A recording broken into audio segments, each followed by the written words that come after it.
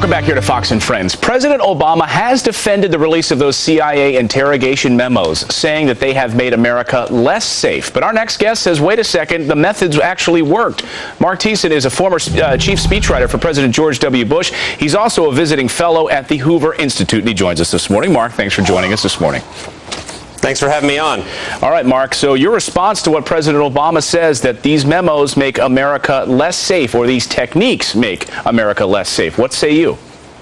I'll tell you what has made America less safe is the fact that President Obama released these memos and shared the techniques that we use, the limits of the techniques that we use to question terrorists with the enemy. The terrorists are now poring over these memos in a cave in Waziristan, and they are developing techniques to avoid interrogation and withhold information about planned attacks. And we have so the danger comes from President Obama. I've heard this argument. We have specific evidence that we know that terrorists are now paying attention to what President Obama has said in these memos and what has been released, and we actually have intelligence that shows that they're actually over there trying to develop things and ways to combat our techniques? Well, that's intuitive. The fact is, these are out there for the whole world to see, and we know from past interrogations from Khalid Sheikh Mohammed and Abu Zubaydah that they were trained in interrogation resistance. So we've done is we've shared the secrets of our interrogations. Let me give you an example. One technique that, put aside waterboarding for a moment, one technique that is used by law enforcement and predates the CIA program is sleep deprivation.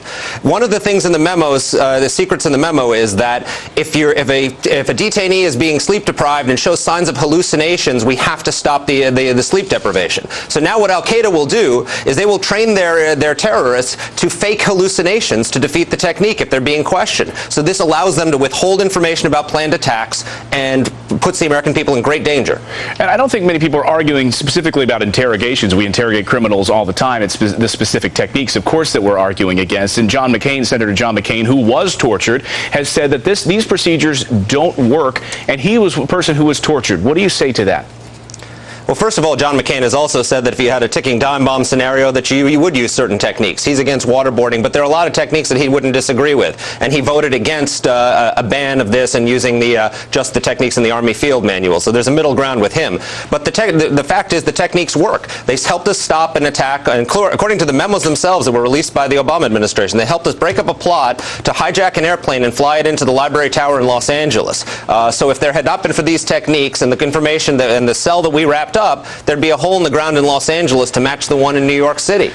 It stopped an attack on our embassy and consulate in Karachi. It stopped an attack on our marine base in Djibouti. It stopped an attack on Heathrow Airport, where Al-Qaeda was going to fly airplanes into Heathrow Airport in downtown London. And all of these attacks were stopped. And those are all because of interrogations. And those are all great points, and ones that the White House has not talked about. I want to get your comment on something that just moved on the wires just a short while ago. This is from Justin Frank. Okay. And he's an expert in psychoanalysis. And here's what he had to say about this.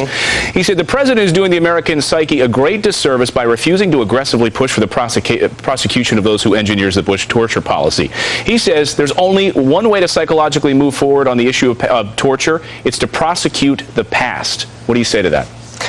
Well, first of all, it's not torture, so he's wrong. Second of all, this whole effort to prosecute people for defending the country, these people shouldn't be prosecuted. They should be given medals. They stopped the next 9/11 from happening. And this talk of prosecution, what it has done is it has put a chill through the intelligence community. The morale of the CIA has been decimated. And these people who we are counting on to protect us from the next 9/11, these people who we are counting on to find out what the terrorists are planning before they do it, are now in a defensive crouch, worried about whether they should they're talking to lawyers instead of talking to each other to try and stop terrorist attacks. And it's very, very dangerous to the national security of this country. Great perspective this morning. Mark Thiessen, former chief speechwriter for George W. Bush. We thank you for coming in this morning. Thanks for having me on. Well, a professor goes on a shooting spree near the University of Georgia, and now 3 people are dead. Jonathan Seri has a lot